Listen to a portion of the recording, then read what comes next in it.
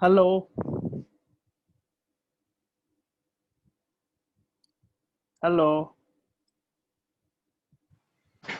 Hello, sir. Hello, sir. Yeah, hi. Can you hear me? Yes, sir, you're Yes, sir, audible. you are audible. Okay.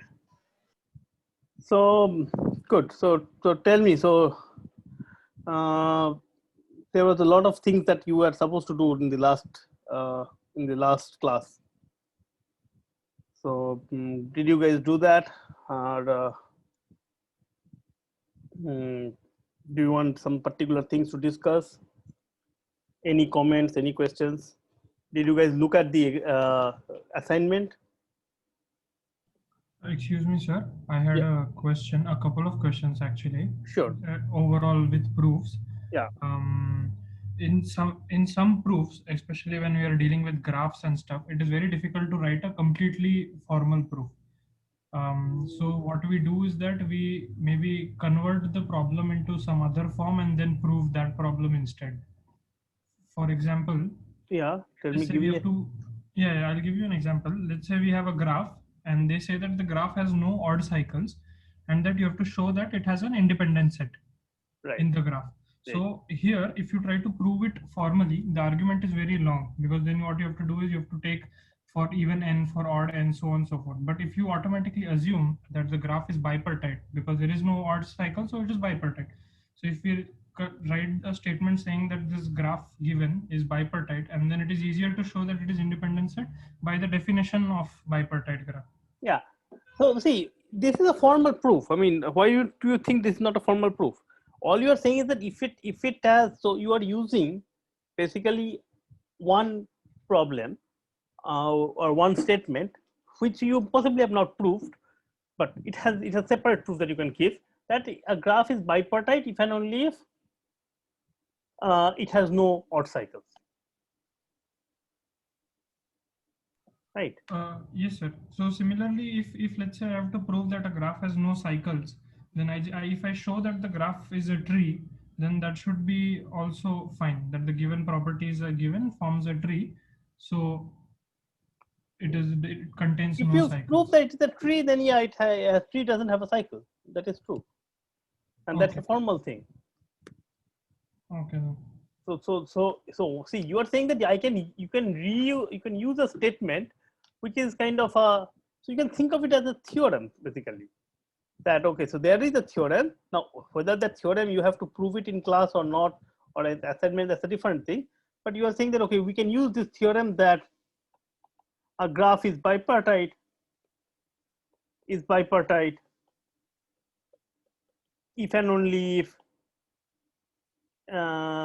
it has no odd cycles. Now this is a theorem. Now you can use that theorem. Now the theorems have also have a proof.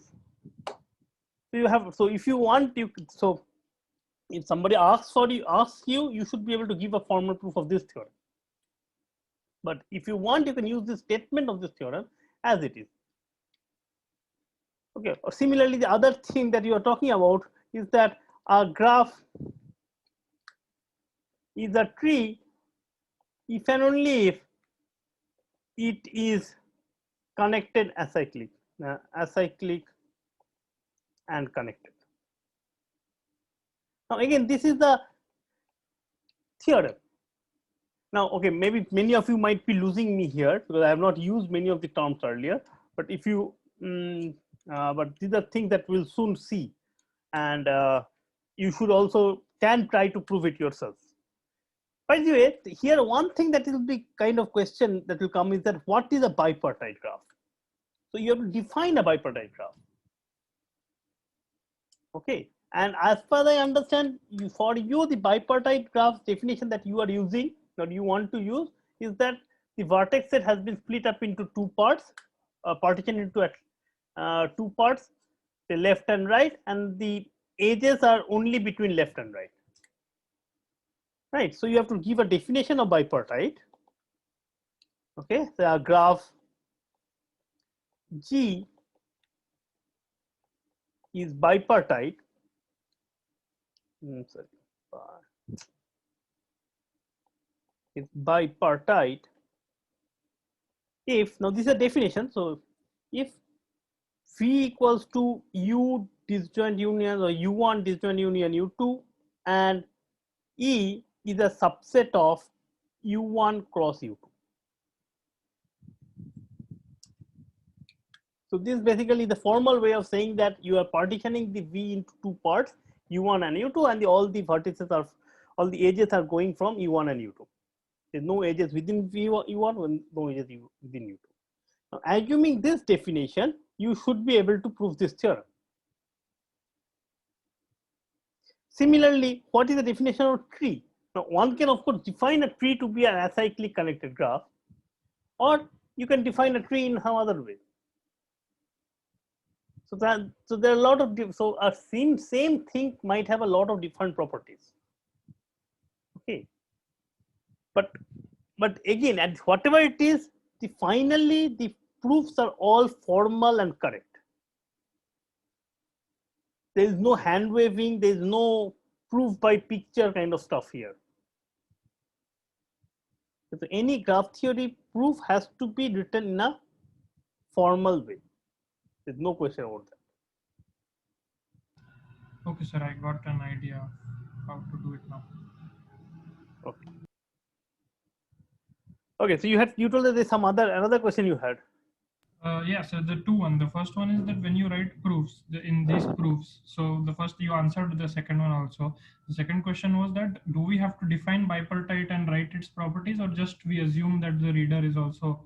So because there is a bipartite thing in the paper in the assignment, is it? Or is there something in the assignment, not in the assignment? So if you are using some step word, I mean, if that is not defined earlier, then you have to define it, right? So there is no bipartite graphs in the assignment, right? So there is a question that we have to prove that bipartite there is a graph has bipartite. no Oh, odd so cycle. good. So good that you pointed out. Yeah. So problem number 7. So this is exactly this. This is exactly what was there. Okay. So maybe can you see my screen? No. Yeah. So this is the definition of bipartite. Okay. And using that, this is the problem 7 that was there. So I have basically asked you to prove the theorem number 7, this theorem. Okay, so this assignment here, prove that bipartite graph if and only if the graph has no odd cycle. Okay, so here the definition of bipartite, I have not given that definition, but this is the definition.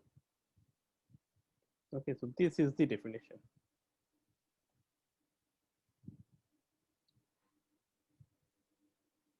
Okay.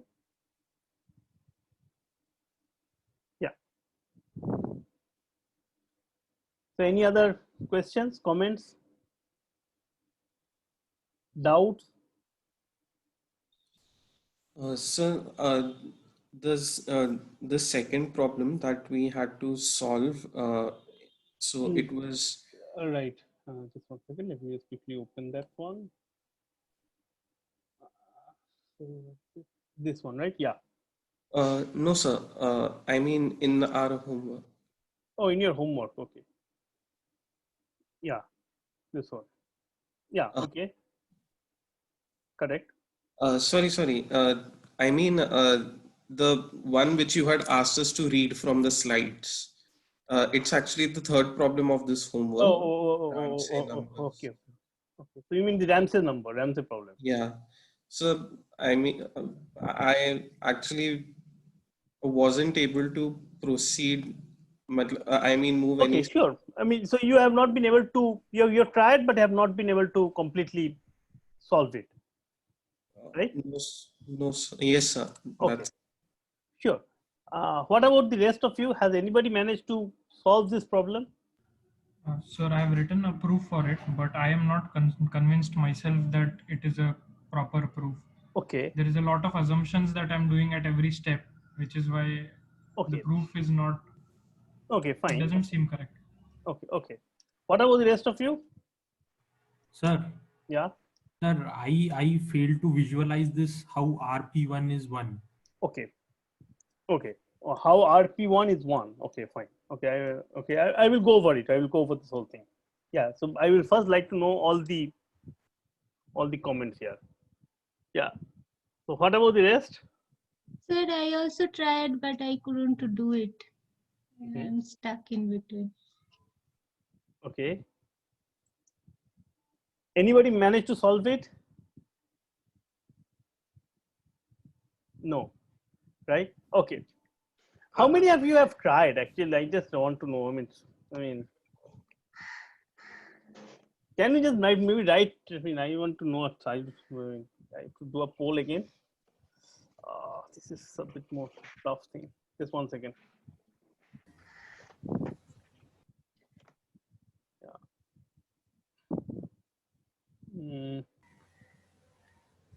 I was trying it just before the class. I did not complete trying.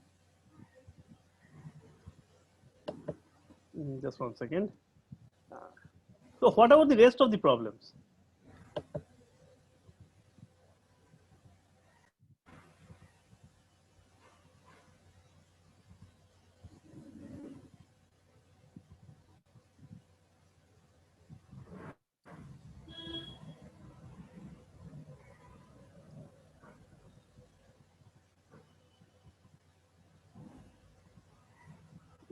So there was what all the problems were there? This was the Ramsey problem was there, and then there was the tournament. Have you guys managed to get the tournament problem? No, sir. I mean, you Yes, have sir. you tried? Tournament. Yes, sir.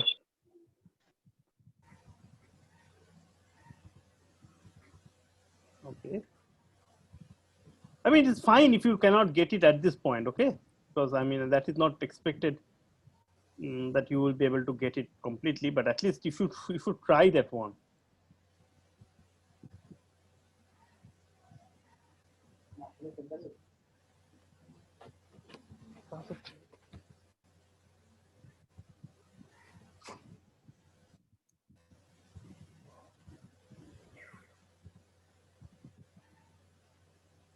Just 1 second. And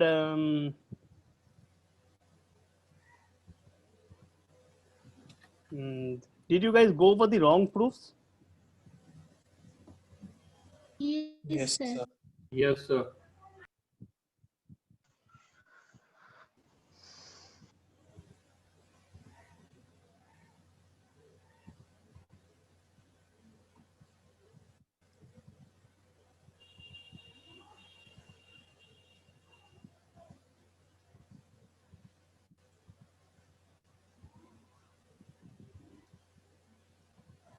Okay, so let me just quickly announce it a bit. Just 1 second.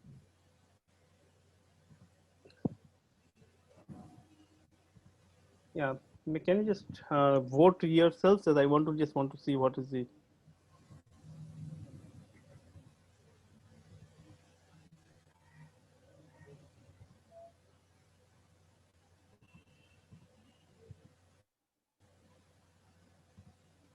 Hello.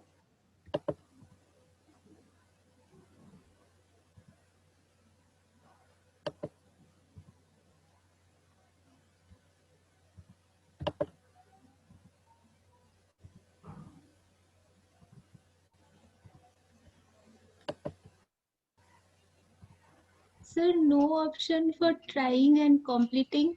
It's like just trying a No, just lot, trying is trying not and enough. Yeah, trying is fine. I mean, yeah.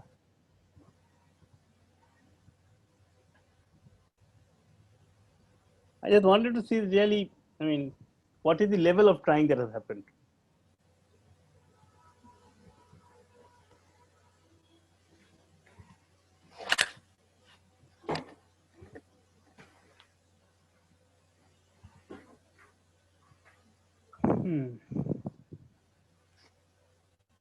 One more issue with this class going on.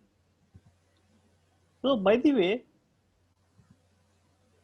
I want to know one more stuff here.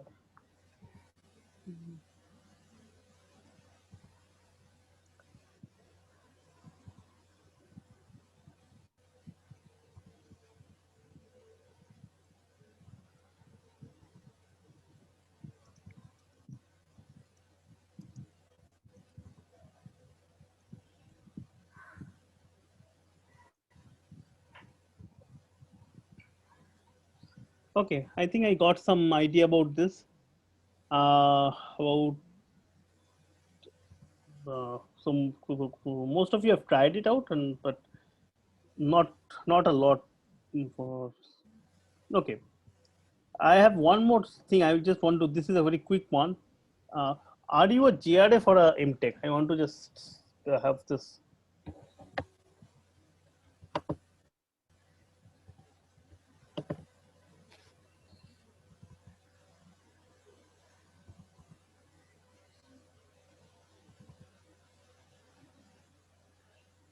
Okay, so is there any MTech MTech representative or something like that?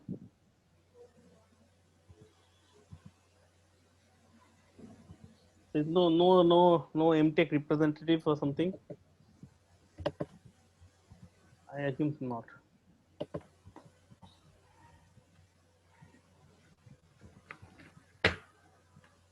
Okay, this attendance is something is not going to be very exciting. Okay, so let me. I understood. I got some ideas about what's going on in the class. Uh, uh, by the way, just I mean, just kind of continuing with whatever I was saying. Is there anyone? Do you have do you MTech students? Do you have a kind of a common, what to say, some social network or some kind of stuff like that? Do you keep in chat with each other, or are you in touch with each other? So we have a WhatsApp group. You have a WhatsApp group. So can you just tell me, someone, don't be afraid, just tell me what is the reason for 50% of the class people not coming? Is it that they have lost interest in this thing, or are they finding it too easy, too hard, or they just don't care, or I mean, Some of the people I know, they have poor internet connection, so mostly they are not aware of the classes. So I know some guys who skip the classes because they have poor internet connection. correct, that can be a problem. That can be an issue. I agree completely. Sir, this issue even sometimes happened with me, but I tried to do. Yeah, internet connectivity can be a problem, but other than the internet connectivity, today only 50% of the people are here. I mean, is this the kind of similar number that happens for other classes also? Yes, sir. More or less, it is same, sir. In other class, this much attendance, I can say this is towards highest. Sir, I think in probability class there are 45 plus persons are there in class. In the probability class. Yes, sir. How many of you are taking that course actually? Sir, maybe the reason is that class started on 10 o'clock. Maybe that can be one reason. No, you mean that they get tired or something, or? Yes, it may happen. Okay, I mean, so probability course Arijit Vishnu is teaching, right? Yes, sir. Every time it happens at 10th, so I think that may be reason. So okay, so I mean, fine. If somebody is not, I mean, they don't want to come because of laziness or tiredness or something, that I cannot do much about it. But if you have any feedback about people are finding this class too easy or too hard or too slow or some kind of stuff like that, please pass on the information. See, usually in a normal class, by looking at your faces, I can make out certain things. Here I cannot. So I will really depend on your feedback for that. Okay. And of course, I mean, I have been using a different policy in which you are basically, you have to read it yourselves, and then we just discuss things in class. That's all. Sir, I think the new policy is causing people to drop out of the class. Yeah, but then then ask them to kind of tell me what is the issue. Are they not finding it easy to read or hard to read? Yeah, sir, I think the reading yourself and then coming for discussion, I think they are not finding it helpful as compared to you teaching us in the class and then they revising it. Yeah, but then I mean, I completely understand that is possible, but they ask them. I mean, if somebody is feeling that way, I mean, if you are the person who telling it, I completely take that one. But you are a person who are already in the class. Sir, I also listened from some persons the same that Avnish told. Yeah, but why are they not telling me? I mean, if they don't tell what they are not understanding, and I continue with this way, it is only becoming harder for them. Right? It's not like that. So that's completely fine. I think we can try to change that technique if required. But it will be easier if they kind of tell what the issue is. And some 2-3 persons also told me that they are far away from 2-3 class, so they are doing first that part and then they will join it. Oh, forget like them. that. They have no way they are making it up. I mean, I have been teaching courses for last 10 years, and whenever some people start saying this thing, it is just an excuse to drop out completely. Because that is not how it happens. I mean, if somebody, I would like request you guys to just pass on the information that if anybody is finding it tough at some time or has issues about anything, any doubts or think that what they are not finding it interesting or they are finding it hard, or what is the thing that they want me to do which will help them in that, please ask them to come to the class and tell it, or write a mail to me or say something. If the policy is to kind of get, I mean, not be involved in these discussions and then they think that they can do it, that is only going to harm them. That is not something that, so by the way, so maybe I should forget them completely if they cannot say their problems with their own thing. For the people who are here, do you think we should continue with this policy, or should we now go back to the normal thing in which I teach it in the class? How many of you are in favor of I teaching in class and then doing it?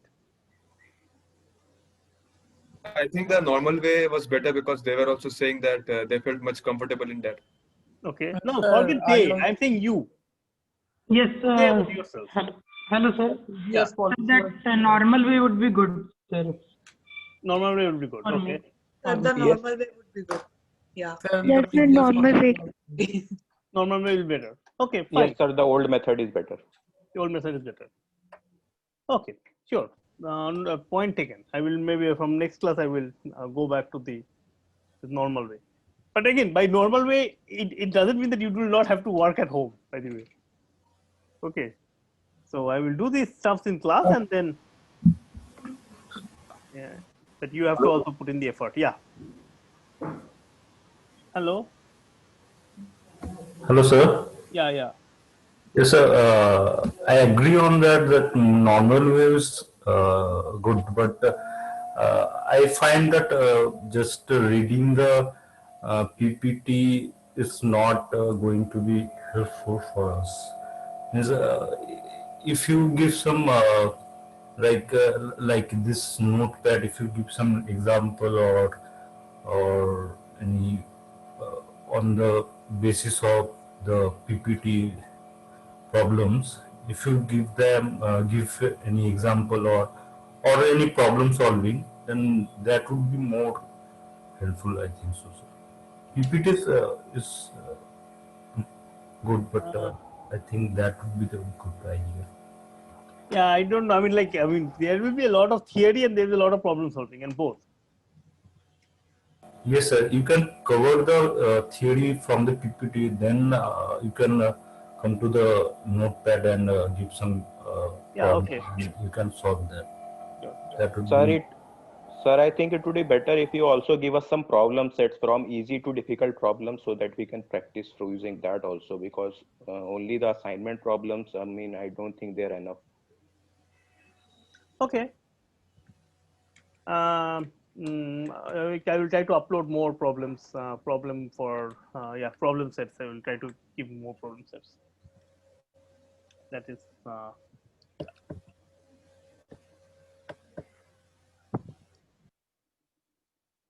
Okay, good. So I've got some idea about where things are. So yeah.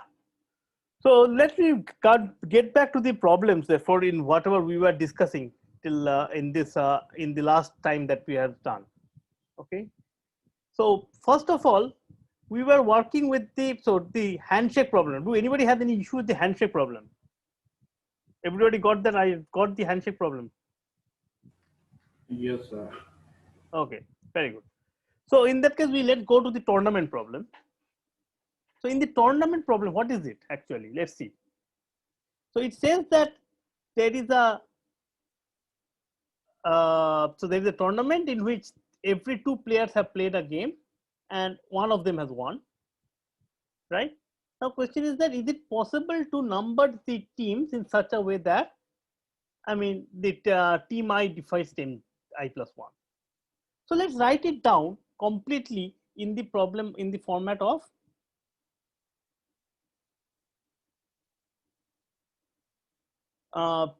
in the format of the, I mean, a typical. So here, like, so as I told you, the first thing that should always come to your mind for any of these problems is induction. That is something that you should always remember that. Okay, and here there is a natural thing that you can think of in terms of induction. What can you induct on? You can possibly induct on n. So in some sense, you can write this Pk as, what is it? That any tournament. Oh, by the way, what is a tournament? I have not told you a tournament. So let me just define the tournament. So tournament is actually a technical different definition. Okay, so a graph is a tournament, now directed graph. A directed graph is a tournament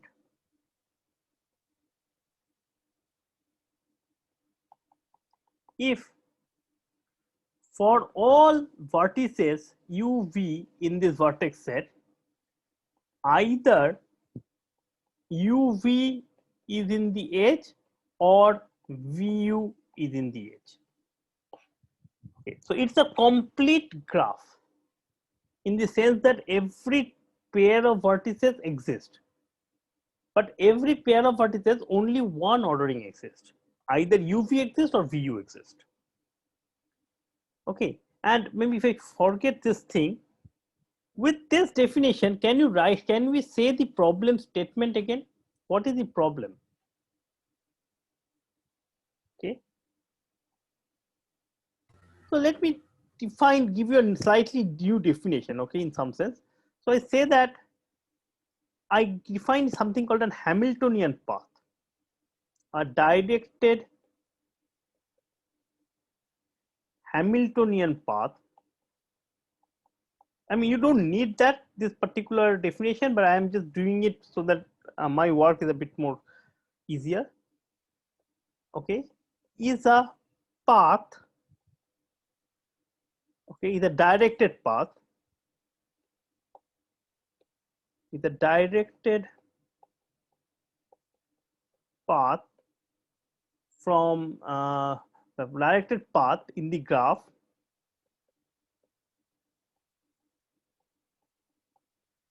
that touches every vertex exactly once. What does it mean? What does it mean is that there exists an ordering of the vertices as, say I have vi1, vi2 till vin.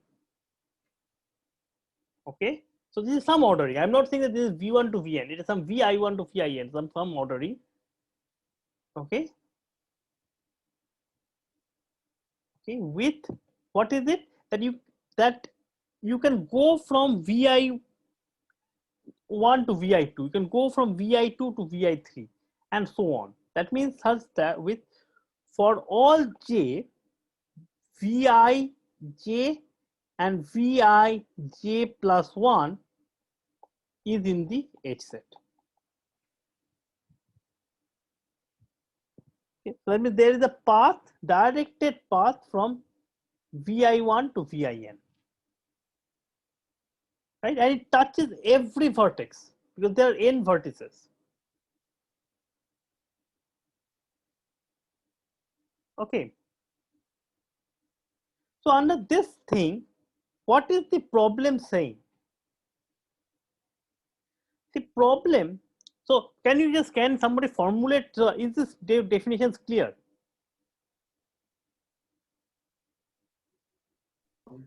Yes, sir. Okay. In this, with these definitions, can you reformulate this statement?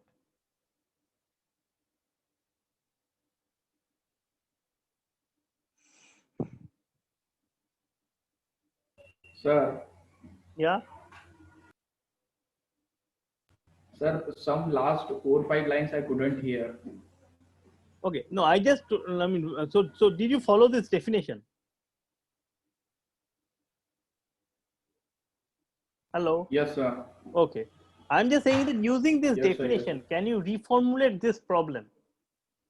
Sir, that in a tournament there will be a Hamiltonian path always. Exactly. So this basically would say that, so this problem, okay, so maybe we can call it the tournament problem.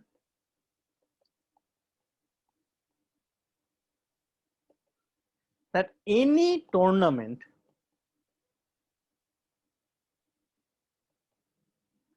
okay has a Hamiltonian path.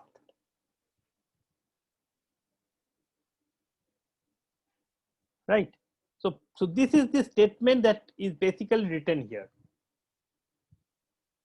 That any tournament has a Hamiltonian path. So if this is what you have to prove, in that case, one thing we can do is that we can define this something called PK. Oh, by the way, is it clear that this problem and that statement is same?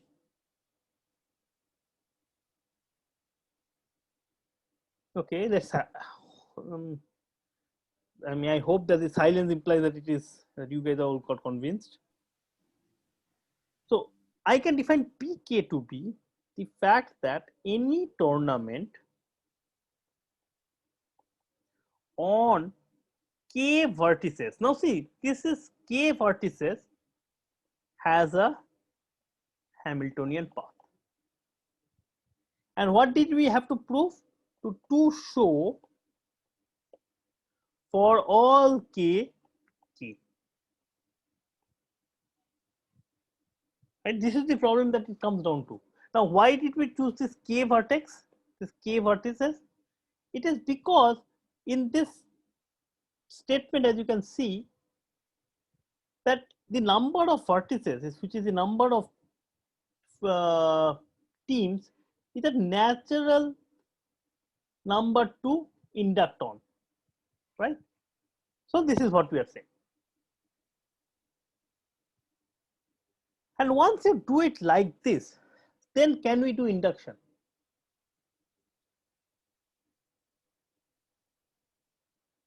What is the chance that we will be able to do induction?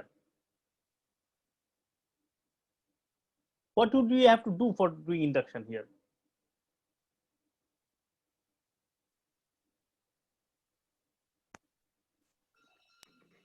Two for PK plus 1. To make it true for PK plus 1. Right, but okay, I mean, first of all, I mean, Get the base case. yeah, so there are these few things that we have to kind of work out, right? So there is first of all the base case. First of all, we said, okay, we induct on the number of vertices. Okay, and then we have this PK. Okay, and then we have the PK. So let me just write it here.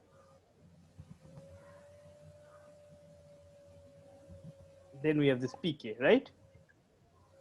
And then what is it? The base case. What is base case? Okay, base case is k equals to, you can think of k equals to 1, k equals to 2, any of them, say k equals to 2. Okay, k equals to 1 is trivial, k equals to 2 is also trivial. I mean, I'm not telling anything, so done. Right? And then I have the inductive step. I have the induction hypothesis. And hypothesis. What is the induction hypothesis? Let pk be true for all k less than, or say, let me do it here, strictly less than n. And in that case, what is inductive step? So assuming p1 to pk n minus 1, we have to show p of n. So what do we have to show? So to show is p of n. So let G be an instance of p of n. What does G be an instance of Pn means? Can somebody say what does G be an instance of P of n mean? G is a tournament on n vertices. G is the tournament on n vertices, right? So that means G is a tournament on n vertices. And what do we have to show? So to show that G has a Hamiltonian path. Good. So this is, hopefully we have got some idea. Now, till here, nothing was done. It was almost like a flat out working without even thinking to some level, right? So now G is an instance of n vertex, is a tournament of n vertex. And I know that any tournament on n minus 1 vertex has a Hamiltonian path. So what can we do? Right? So one option is, of course, to let's try to do it just the simple way. Okay, let's try to do the most simple way. So let U in G. Consider G prime, which is G minus U. So I'm just removing one vertex. So if you remove one vertex, what happens?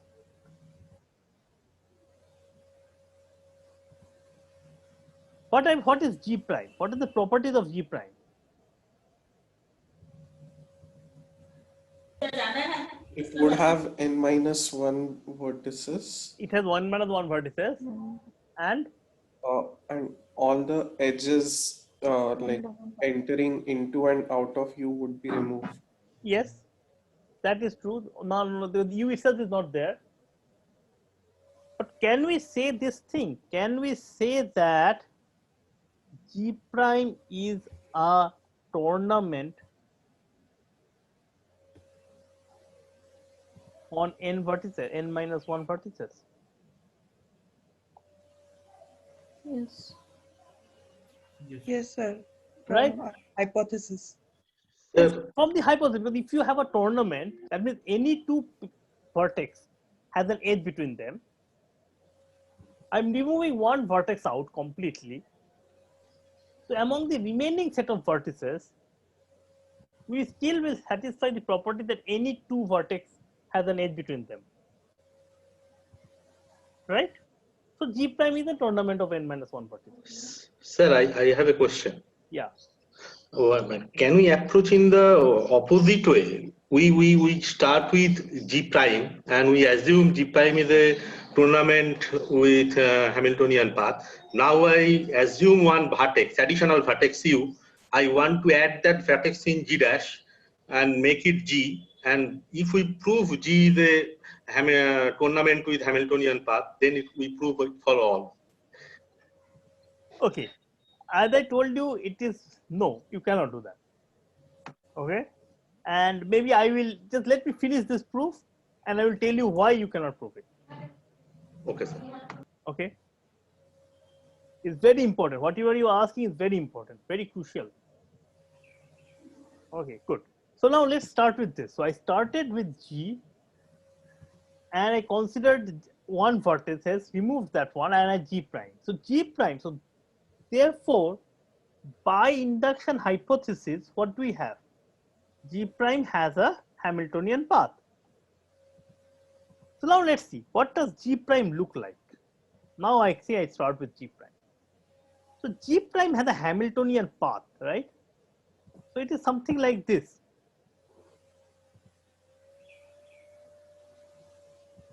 Right?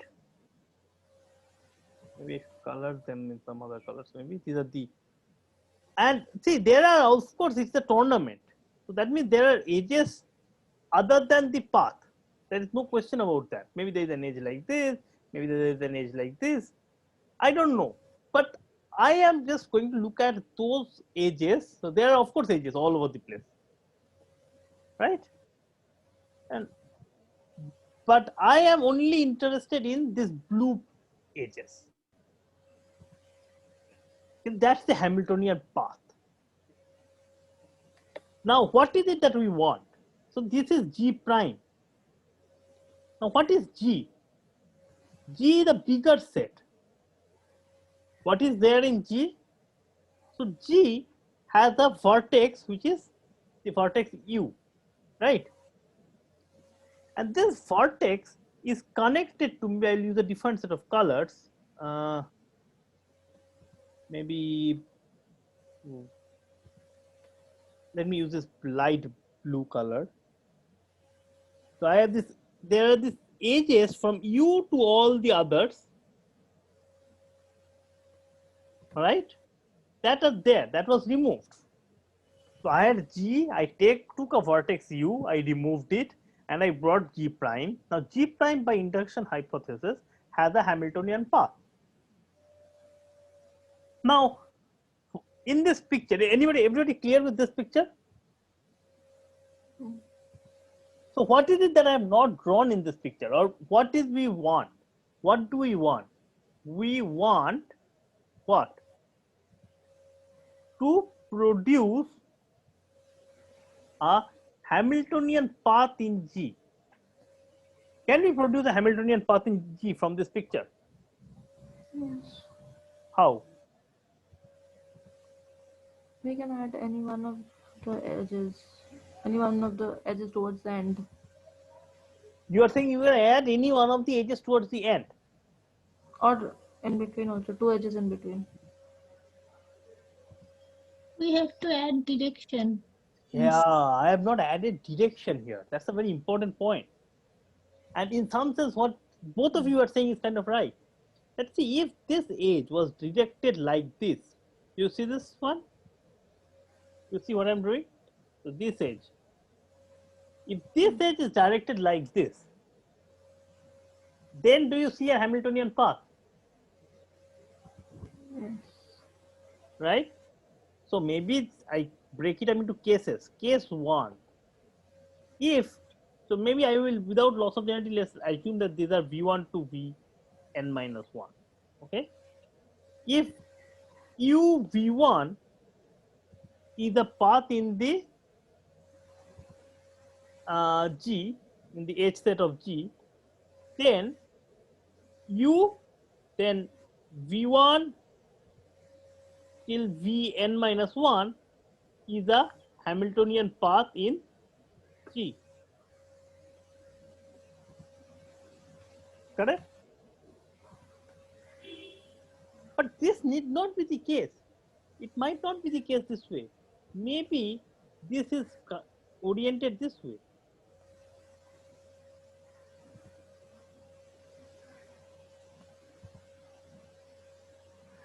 In that case, you don't have U to V1 to Vn minus 1 as an edge, as a Hamiltonian path, right? Right. In that case, what can we do? If we have an edge from Vn minus 1 to u directed from Oh, V. very good.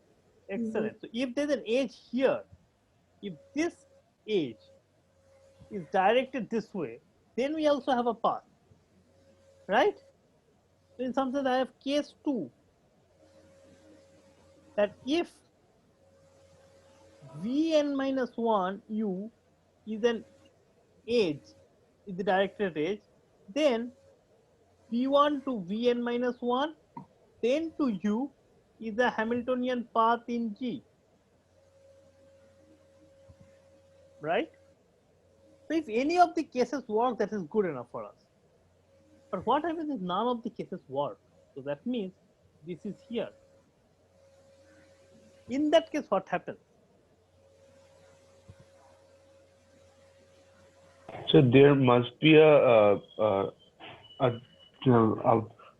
point where there will be if it is directed from u to vi, then there will be, I mean, if u comma vi will be a part of a edge, then vi plus 1 comma u will be the part of Right, very good point. So see, this edge is going from top to down bottom. This edge is going from bottom to top. So this is top to bottom, this is bottom to top. So what is this edge?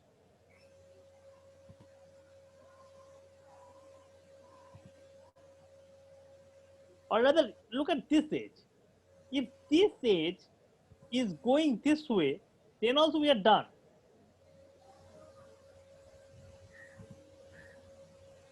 Do you guys see? If this is the case, then we are done.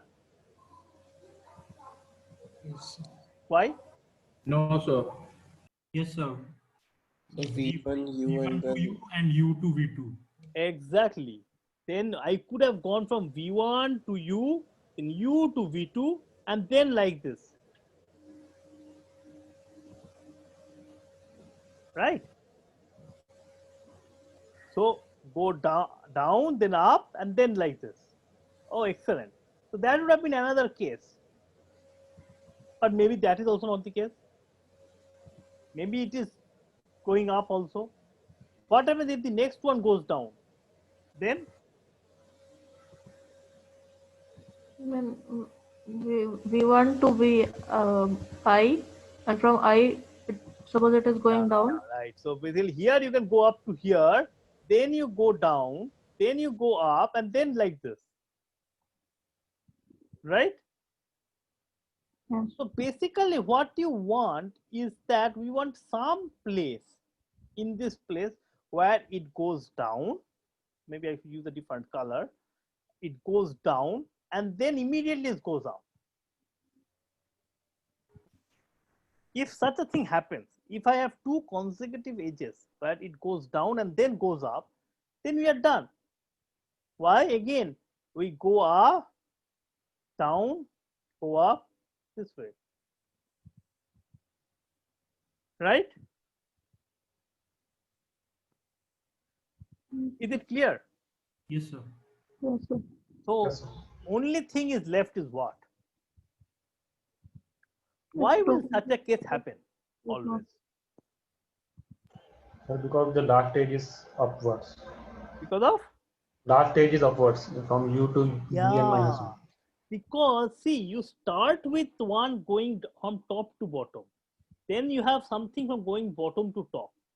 So if you go from left to right, say top to bottom, top to bottom, top to bottom, top to bottom, top to bottom, top to bottom. But then at some point of time, you must flip to bottom to top. So the last one is bottom to top. Right? Maybe it flips multiple times, but there exists a one flip. Okay. So in other words, this is what. Sir, right? Yeah. Sir, V1 to U and U to Vn minus 1 will not work, no? No, that will not work. So that's what you need, So- exactly consecutive. Means you are saying that if V1 to U is coming, then at the same point, it should be U to V1. Oh, sorry, U to V2. If Vi U to to V2. U is there, then there should be U to Vi plus 1. Okay, means consecutive edges. Yes. Then only it will work. Then only it will work. Okay. So for case 3, you can write case 3 as if there exists an I such that Vi to U is an edge and U to Vi plus 1 is an edge, then V1 to Vi, then U, then Vi plus 1, then to Vn is the Hamiltonian path in G. And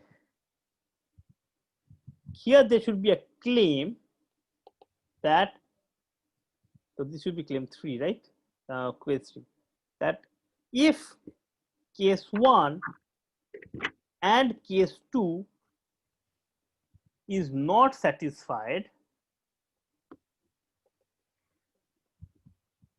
then case 3 must be true. Okay, that means if there is an edge, this one goes down and this one goes up, then there must be a place where it should go down and then go up consecutively.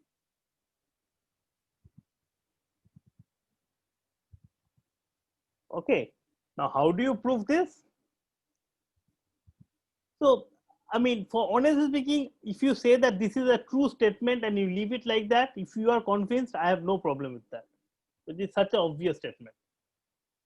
If not, think about how you can give a formal proof of this statement.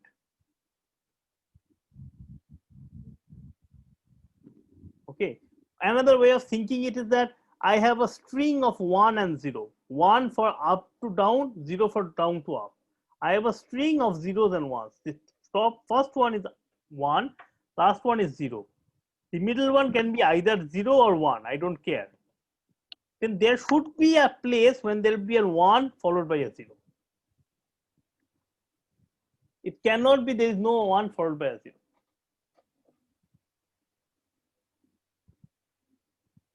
Now, maybe you guys are a bit confused of how to prove such a statement. Maybe I should just give a proof of this claim. Okay. Okay. Say, but how do you prove these things? Okay. So by the way, before I go into this proof of this claim, is it clear? Is the rest of it is clear? Sir, one thing, we are assuming that this is a complete graph. It is a complete graph. It's a tournament. Yeah. Okay. That means all possible matches have been played. Yes, yes, yes. See, I mean, yeah, here. Yeah, every two teams have played against each other exactly once. Okay, sir. Okay. Yeah, yeah. Complete graph is important.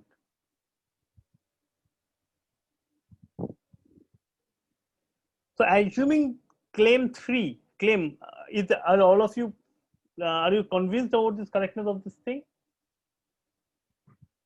Yes, sir. Okay. So how do you prove this claim formally? Okay. So one thing is that, say, I prove that, say, let case 1 and case 3, sorry, case 2 is not satisfied. So what does it mean? That means V1 U and U V n minus 1 is in the H set, right? Now, where do you expect? So if I tell you this one, where do you expect a flip should happen?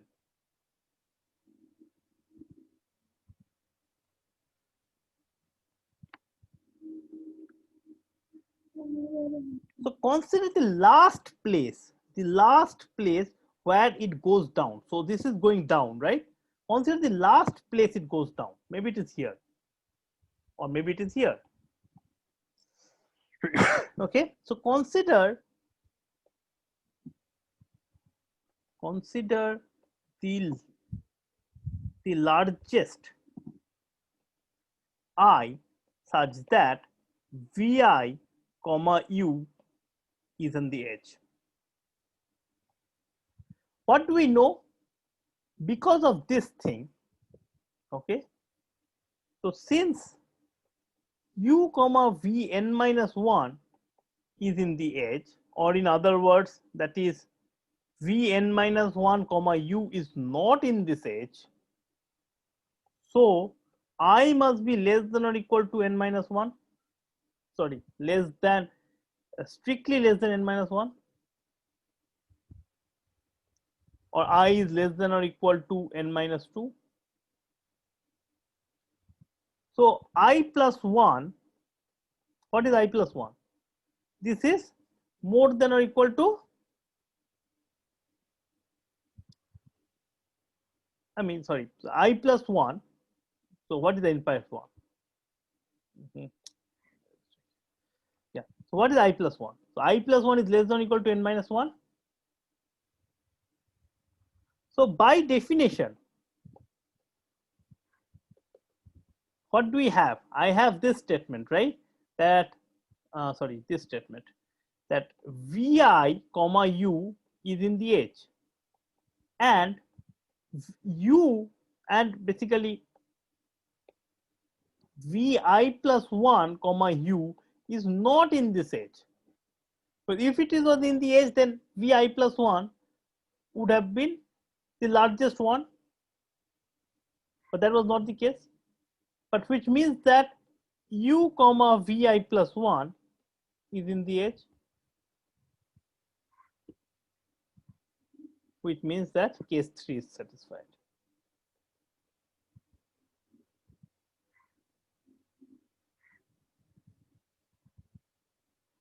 Right?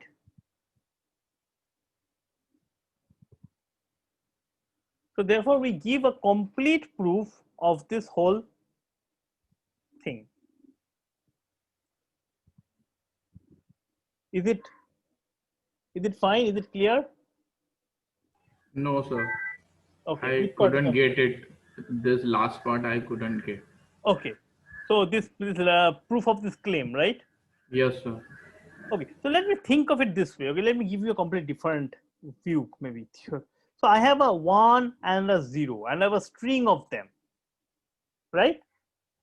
And if I ask you, what I am asking you that is there an I such that, so maybe this is x1 to xn, such that xi equals to 1 and xi plus 1 equals to 0. How will you find such an I?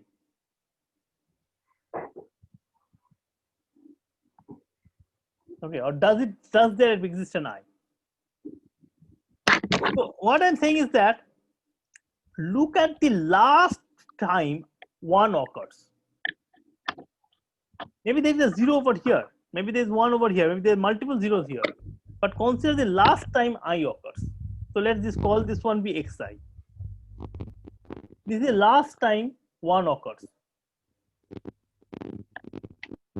What do we know?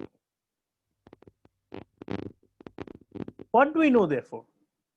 Can I be the last one? Can I be equal to n?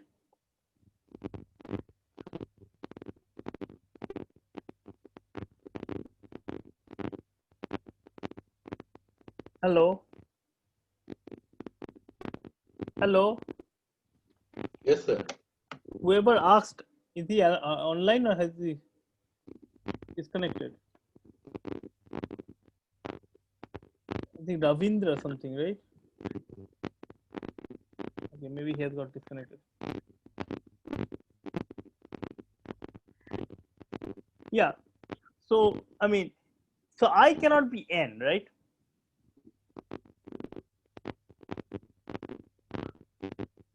Yeah. So, okay. So I cannot be n. So what does it mean? That I must be strictly less than n, or I is less than or equal to n plus 1. What does it mean? What is I plus 1? So I plus 1 is therefore a valid number.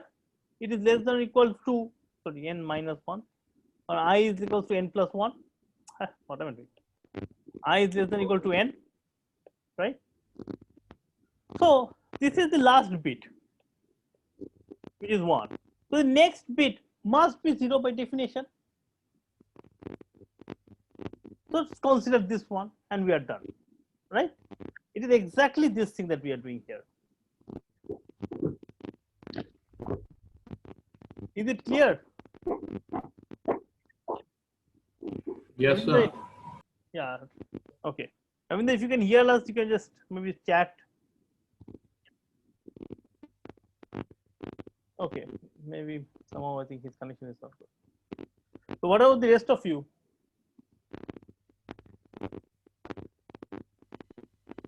Are you convinced with this? Yes, sir, it is clear. Yes, sir. Okay, fine, good. So maybe, so very good. So if that is the clear, say I will, let me not do the Ramsey thing the next, okay, here. Sir, I have a question. Yeah. I did all 3 points, but my approach is just opposite what I said earlier. Can I say what I am doing? Yeah, you can say, but you start from a n minus 1 size. No, I start with graph with k vertices. Okay, and you go up to k plus 1. Exactly. Yeah, I'm going to answer to your question.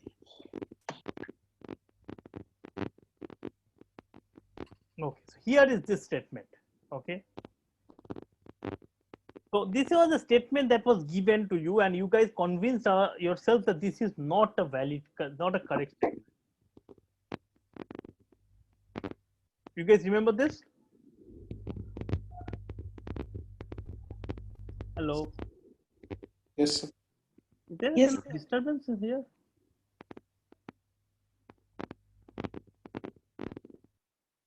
Yeah. Hello. Yeah. So in that case, okay, so here is the proof that has been given to you. Let's see the proof. Okay, so we first induct on the number of vertices. So we have to prove that every graph has with more than 3 vertices and minimum degree 2 contains a 3 cycle. So we proceed with induction on the number of vertices. So the base case is fine, no problem. Sir, the statement says that more than 3 vertices. So how do you take 3 vertices? Or the more than or equal to 3 vertices, let's say. Okay. Okay, so statement says that every vertex with more than or equal to 3 vertices and minimum degree 2 contains 3 cycles. Okay, so if it is more than or equal to 3 vertices, then I can start with the 3 vertex thing and that I'll solve that, right? The base case will hold then. For inductive step, we start with a graph on n minus 1 vertex and say the statement holds.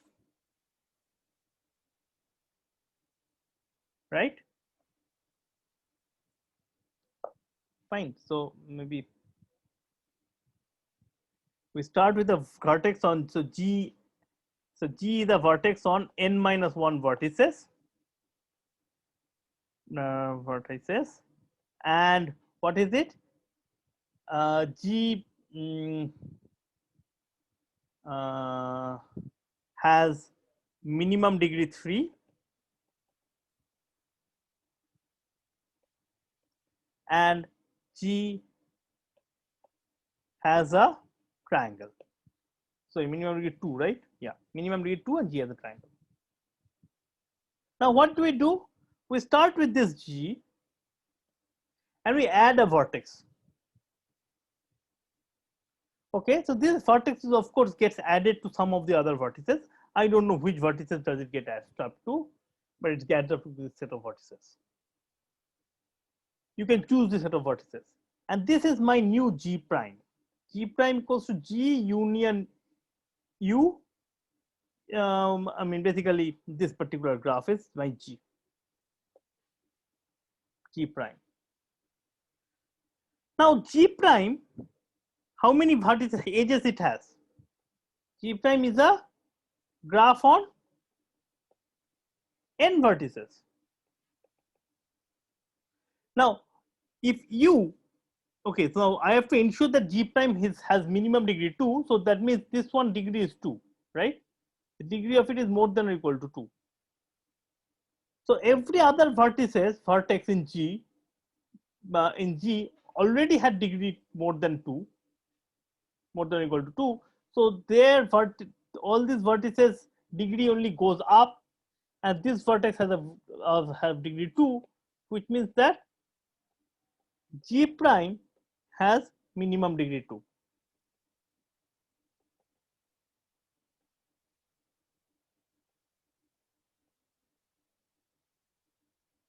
Right? So this is an instance of the case of n vertex thing, right? And all I have to prove, so to show, what do I have to show?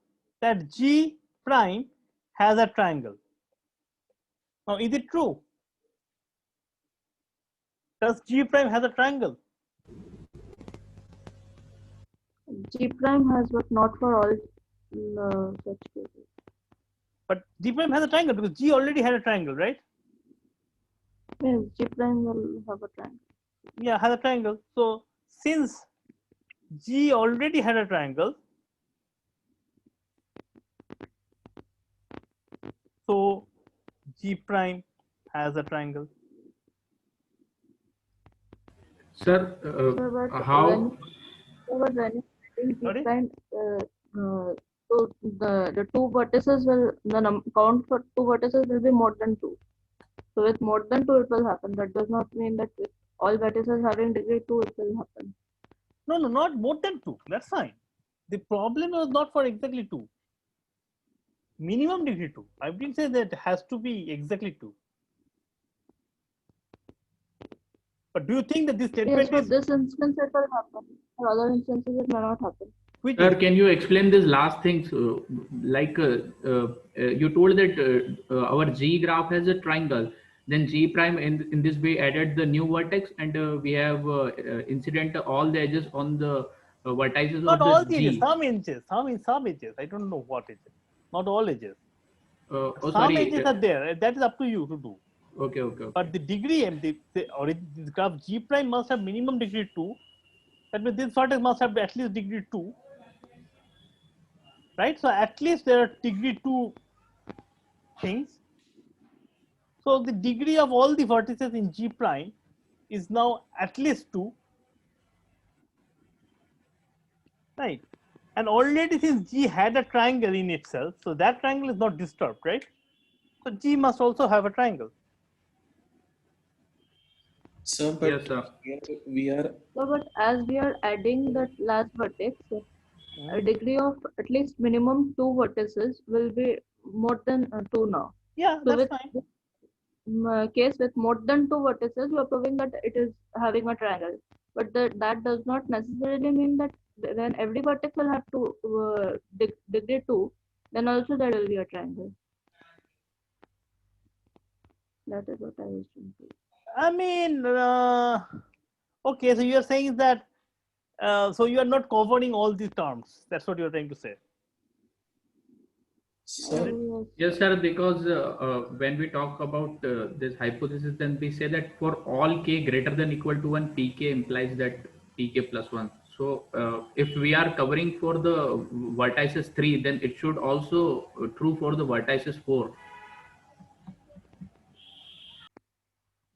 No, but I mean, maybe you guys are understanding it to some level. So here we are assuming, according to that, the only way to create a triangular graph is if we start with a graph that already has a triangle.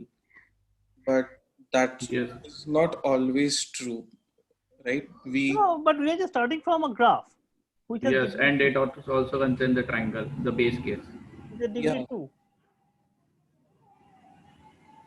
I think it's the problem of starting from k and reaching to k plus 1. We need to Yes, start sir. from k plus 1. And Like pk implies the pk plus 1. So if it's true for the 3 vertices, then it should be true for the 4 vertices also. We have to cover Yeah, all just the 1 cases. second. Yeah, let me just have a call. Just 1 second. Call come.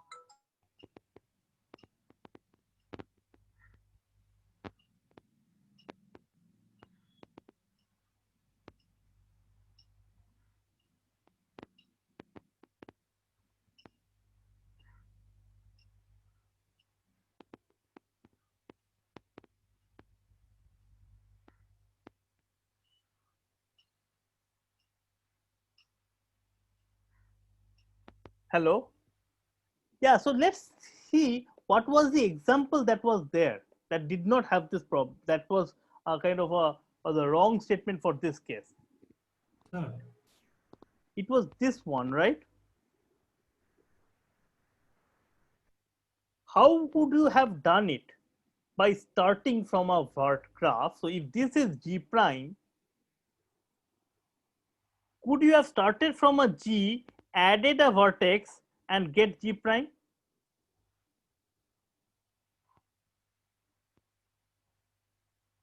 No.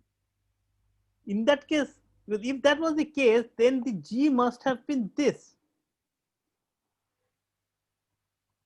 Sir, But then Can this you must, repeat once again? so see, this This is thing. G, hello. So this is G prime, right? The whole thing. Okay. This whole thing is G prime, right? Now, however, we have done here, we started from a G, added a vertex, and we got to G prime, right? So here, I could have, therefore, that means this would have been G, the blue one would have been G. Yes, sir. Right? And in that case, two vertices are of degree 1. Exactly. So that cannot be G. That is not G. So what was the problem? Problem is that not all vertex, all graphs of n vertices of degree at least 2, minimum degree 2, Okay. can be obtained from a graph on n minus 1 vertices of minimum degree 2 and adding a vertex. Okay. I got the point. Okay. Interesting. Okay. So is it clear? So maybe write it down. Yes. So it's not clear. all graphs of vertex size n and minimum degree 2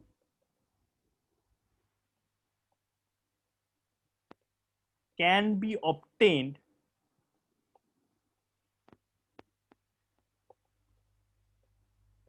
from graphs on n minus 1 vertices and minimum degree 2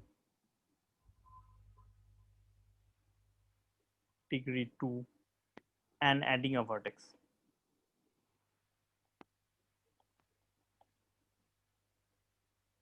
Okay, so this comes back to this exact point that I had told you guys earlier. The issue is that what is it that you have to prove? You have to prove for all graphs of all graphs of a particular, say, vertex set with minimum degree 2. Start from that and try to prove that. Don't start from something else and try to prove that. Sir, this Yeah? last part is not a bit clear. So this statement. That mean in case of graph problem, mathematical induction, we never start in that way. It is true for K, and then by adding some vertex, it is always create some problem in case of graph problem. It is true for anything. For the case of number theory problems, it doesn't matter. But in case of graph, it matters. In terms of any combinatorial objects, it matters. Okay. This is yeah. So okay. So somebody was saying. So what this says is that. Sir, what I am saying that See, first to be. This is what I can describe it in a bit more graphical way. So this is the set of all graphs of on n vertices and minimum degree 2. Okay, this is the set of all graphs on n minus 1 vertices and minimum degree 2. I am supposed to prove it for this set. Okay. But what we have done here in this proof is that we have started from this set. We have told the oh, see, start with a point here, then add a vertex, and then produce a vertex here. Then that has not vertex, we will produce a graph over here.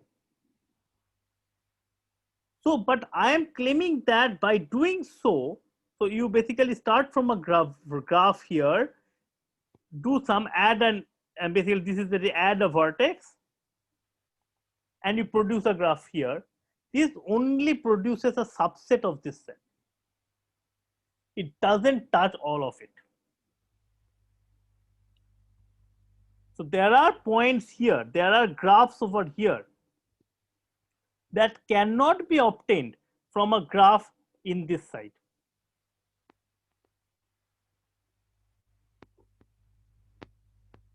So what you end up proving is for a particular weird class of graphs, but that is not the whole graph.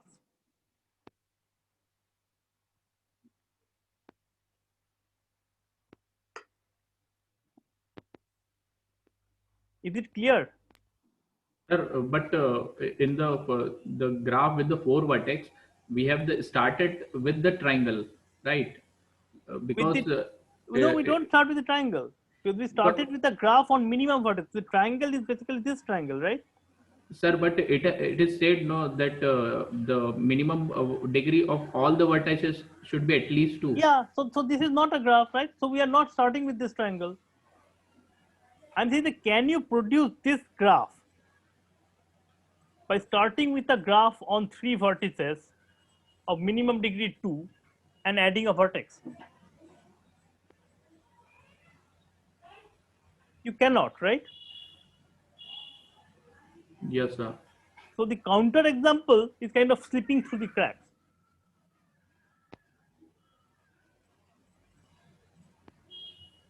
So you are unable to catch that counter example at all.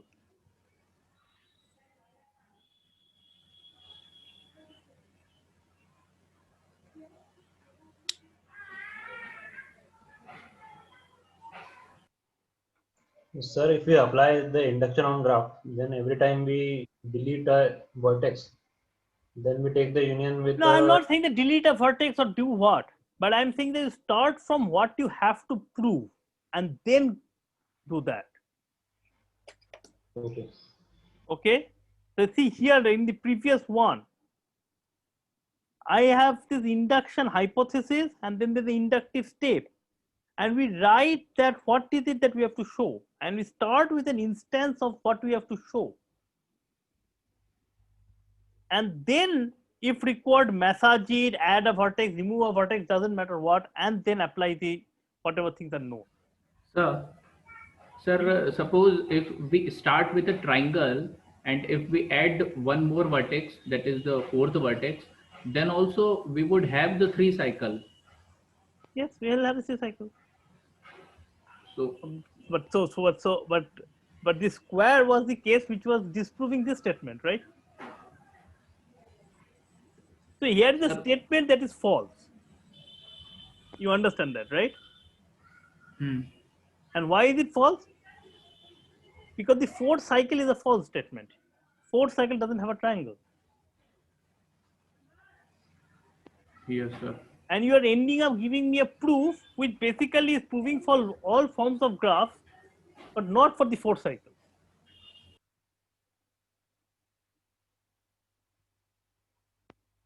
Okay, you are supposed to prove for all graphs of 4. So say, see here, you are supposed to prove that all graphs on 4 vertices with minimum degree at least 2 has a triangle.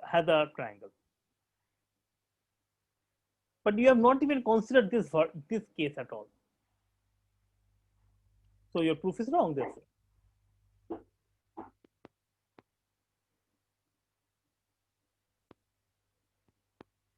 So maybe what you should do is go back and think about this particular proof. This proof is wrong.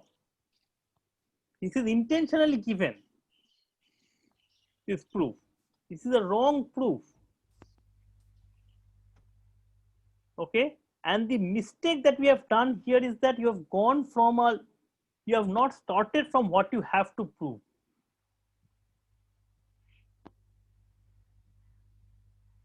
So there's two ways of doing it. Either you understand this thing, what has happened, and try to work out and all, or the most and easiest solution is that from now on take a vow that I am not starting from a something and ending up proving something. I am going to start from an instance which we have to prove, and then work it out. Okay. I mean, I don't want to go into these discussions again and again, but this is a very crucial discussion. Many students still believe that they can do this thing by starting with a graph and adding a vertex. But invariably they have a wrong mistake, major mistake somewhere in the middle. A mistake which possibly is correct. I mean, it is not, they're not ending up proving a wrong statement, because maybe the statement actually is true, but the proof is completely wrong.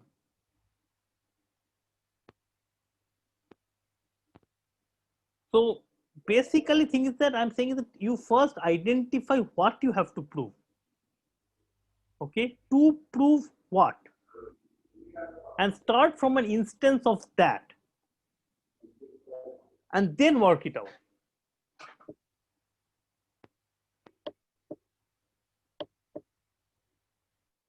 Is it fine? Yes, sir. Is it fine with everybody? Because this is something very crucial. I don't want you guys, anybody to do this, fall in this trap. This is a major difference between induction on combinatorial objects and induction on general thing on number theory problems. In induction on combinatorial problems, this is very crucial that you don't do this thing. That start from something and add something to get a new instance. Sir, when we are here writing that let G be an instance of Pn, yeah, then this means that G is a tournament. G refers to a tournament, right? Either tournament or n vertices. Yes, yes. Okay. So if you had to prove the same thing for this problem, okay, in that case it would have been let G be a n vertex graph with minimum degree 2. Okay, and then start from there and try to prove it.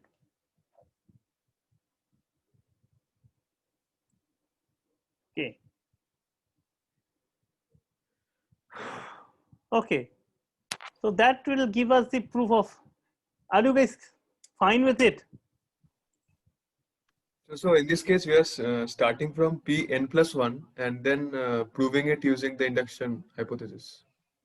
We are starting from Pn+1, meaning we are starting from instance of Pn+1 and then we are proving using the induction hypothesis.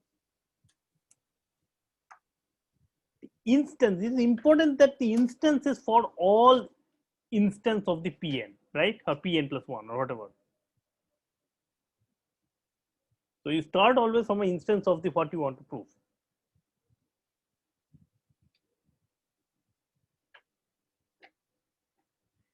Clear? Yes, sir. Okay. By the way, did you guys go over this thing? How many of you managed to find a mistake here? Sir, I went over. And you could not prove it, find a mistake?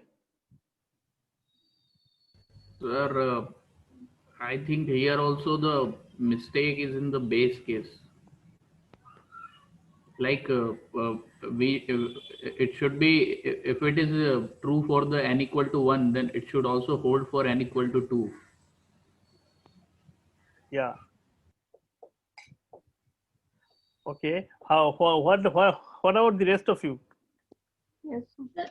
Hello, sir. So problem is in the base case. Base case is saying that any singleton set means if we choose n is equal to 1, then the color is same. That is, we are using the statement to prove the base case. Yeah, so that is not the problem. I can say it. Base case, so in order to compare, we should have at least 2, right? No. I again repeat it again. There's no such thumb rule saying that you have to have 2 base case or 1 base case. I'm saying that if n equals to 1, then we have only 1 cow. So how can we compare it with some other cow that they have the same color or not? So in that case, we have to have at least 2 cows so that we can say we have the same color. But if n is equal to 2, there is no middle cow. Exactly. Middle cow So is the the issue is problem. that if you have not the base case, but what is it that you have to end up proving? You have n, right? So I have this n cows, okay? Let's say there are n cows, right? And what is it that you do? You are looking at this n, this cow, set of cows, let's call this set S. And I am looking at this set of cows, let's call this T. Now by induction hypothesis, S has all the cows of same color. T has all the cows of same color. And if S intersection T is non-empty, then we are done. Then all cows are of same color, right? Yes. I mean, this is the argument that I have been given. But this condition exists.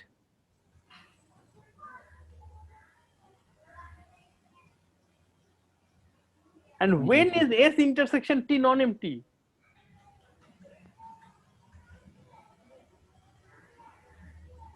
S intersection T is only non-empty if the number of cows is more than or equal to 3.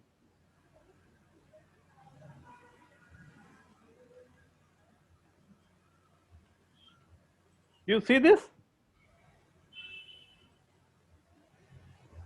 So the issue is actually that this induction hypothesis or inductive step that has been there goes through for all n bigger than or equal to 3. It doesn't go through for n equals to 2.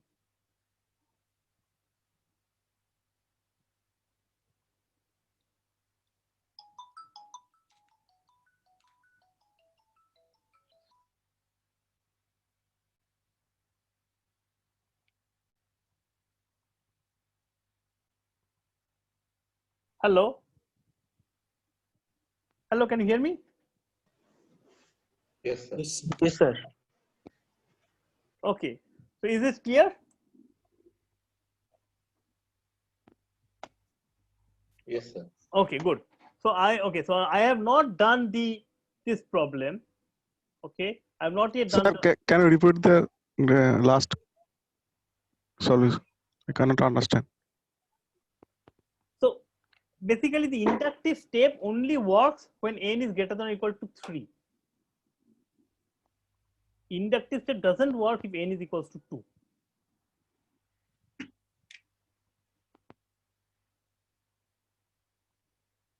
Why in S intersection T is not equals to pi? I can. Okay, This step I cannot understand. What couldn't understand? Sir, if number of cow is greater than equals to 3, then S intersection T is not equals to pi. Okay, what happens if I have a cow 1, 2, 3, then S is equals to cow number 1 and 2, T is equals to cow number 2 and 3. So what is S intersection T? Or if the cows are C1 to Cn, the S intersections T is C2, C3 till Cn minus 1, right? So if 2 is less than or equal to n minus 1, then S intersection T is not equal to empty, which means that n has to be more than or equal to 3.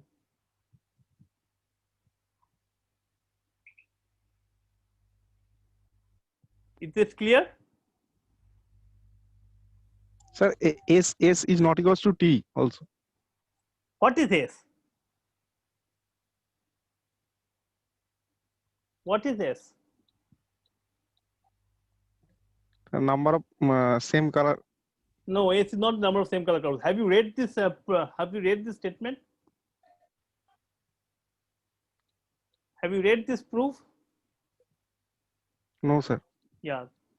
Then that's hard to discuss at this time. Okay, you are supposed to at least come reading this proof. Understanding is a separate issue.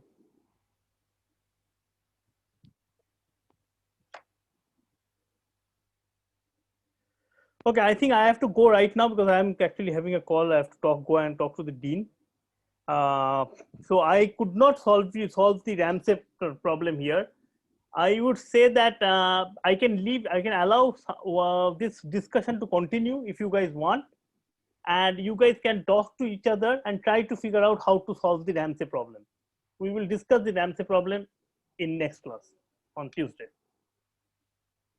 and some other problems that will come up. In the meantime, I will therefore not give any reading material this week, and instead I will give a set of problems to solve. That is not something that you have to submit, but you have for your own practice. And please let your friends know that if somebody is having trouble understanding it because of some particular problems and has some comments and all to make and all, they should come to the class and make the comment.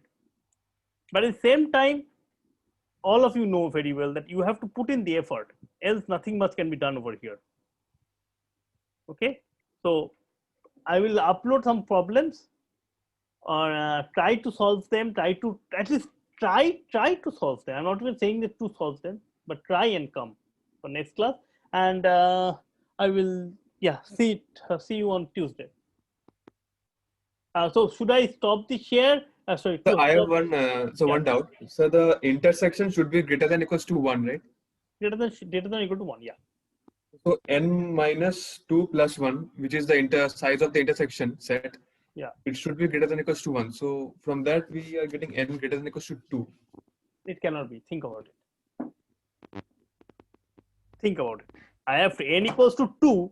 You have first one you remove and you get the second one. Second one you remove the first one. How can the intersection be non-zero? So 1 to n is the first set, and second. In that case, yeah, I was thinking the 1 to n minus 1 is the first set. Yeah, 1 to n is the first set. Yeah, in that case, that will be the the issue is at the one right after the base case is where the issue comes up.